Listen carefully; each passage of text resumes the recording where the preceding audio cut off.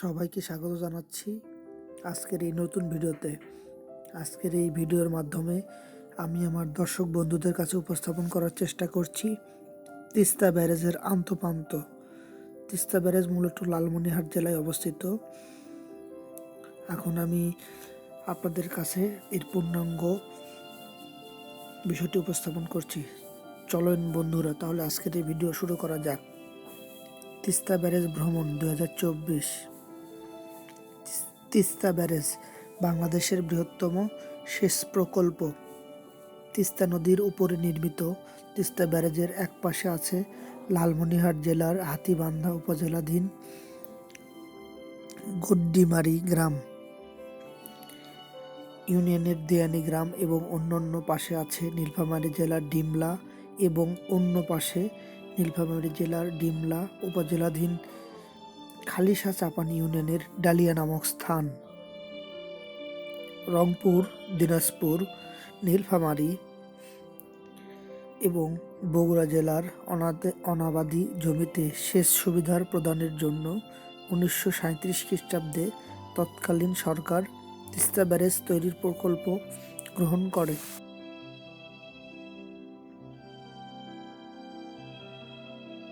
615 metre দৈর্ঘ্যের 44 radial gate বিশিষ্ট ব্যারেজের নির্মাণ কাজ শুরু হয়, যা 1990 সালে শেষ হয়।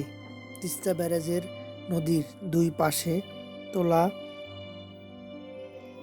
হয়েছে সবুজ বেষ্টনী। এছাড়া ব্যারেজের এলাকায় রয়েছে কয়েকটি পিকনিক স্পট। ব্যারেজের এলাকায় কালো পিচের রাস্তা ধরে ছুটে চলা কিংবা চারপাশের পরিবেশ মন ভোলানো সৌন্দর্য আগত দর্শনার্থীদের এক অলৌকিক মায়ার কাছে টানে। এর নির্মাণ কাজ শেষ হয় 1990 সালে। তৎকালীন রাষ্ট্রপতি AHM এরশাদ আনুষ্ঠানিকভাবে তিস্তা ব্যারেজ উদ্বোধন করেন। আসলে আমাদের তিস্তা ব্যারেজ ঘুরবে যাবার কোনো পূর্ববর্তী পরিকল্পনা ছিল না। হঠাৎ করেই আমরা কাউনিয়াতে আমার ভাতিজা দীপকের বিয়েতে যাই। সেখানে যাবার পর আমরা আনসাডেন প্ল্যান করি আমরা কোথাও ঘুরতে যাব। হঠাৎ করেই মনে হলো আশেপাশে কোনো দর্শনীয় স্থান রয়েছে কিনা। পরে সবার কাছ থেকে আমরা জানতে পারলাম আশেপাশে তেমন কোনো দর্শনীয় স্থান নাই, তবে মোটামুটি দূরে একটি স্থান রয়েছে, সেটি হলো তিস্তা ব্যারেজ। তো মোটামুটি আমরা 12 জনের মতো হাইস নিয়ে রওনা হয়েছিলাম। আমরা রওনা হওয়ার পূর্বে সকালে বিয়ে বাড়িতে হালকা খিচুড়ি খাবার খেয়েছিলাম। তারপরেই আমরা তিস্তা ব্যারেজের উদ্দেশ্যে রওনা হয়েছিলাম। যাবার পথে আমরা রংপুর শহরের ভিতর দিয়ে সাতমাথা মোড় হয়ে নীলফামারী রোডের দিকে যাই। রংপুর শহর পার হওয়ার সময় রংপুর শহরের যে নান্দনিক সৌন্দর্য খুবই সুন্দর লাগছে। দর্শক বন্ধুরা, আপনারা এখন দেখতে পাচ্ছেন এই যে ব্যারেজের নদীর কি স্রোত। এখানে এখন দেখতে পাচ্ছেন বিভিন্ন গেট। এই গেটগুলো বৈদ্যুতিক লাইনের মাধ্যমে পরিচালনা করা হয়। এখানের প্রাণীর স্রোত অত্যন্ত সুন্দর।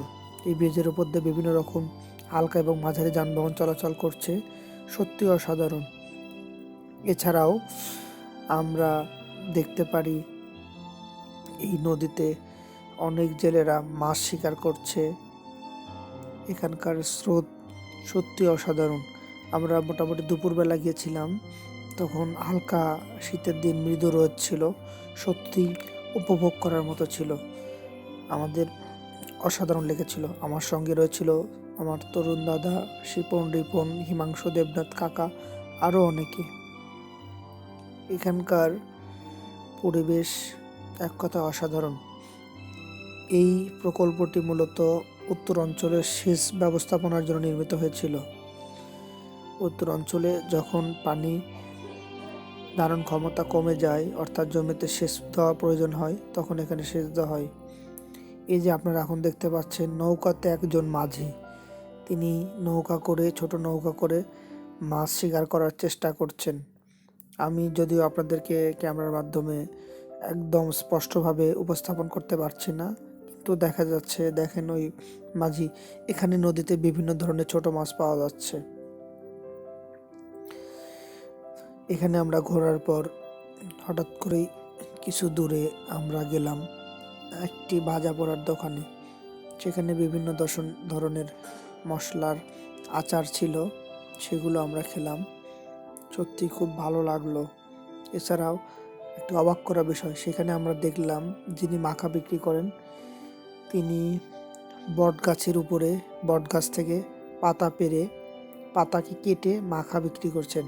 এখানে আরও সুবিধা রয়েছে, ট্রলার ভ্রমণ অথবা বোট স্পিড বোট রয়েছে। যদিও আমাদের সময় স্বল্পতার কারণে স্পিড বোটে ওঠার কখনো সময় হয় নাই, তবে আমি আমার দর্শক বন্ধুদের অনুরোধ করব, আপনাদের যদি কখনো সুযোগ হয় অবশ্যই এই জায়গাটিতে আসবেন।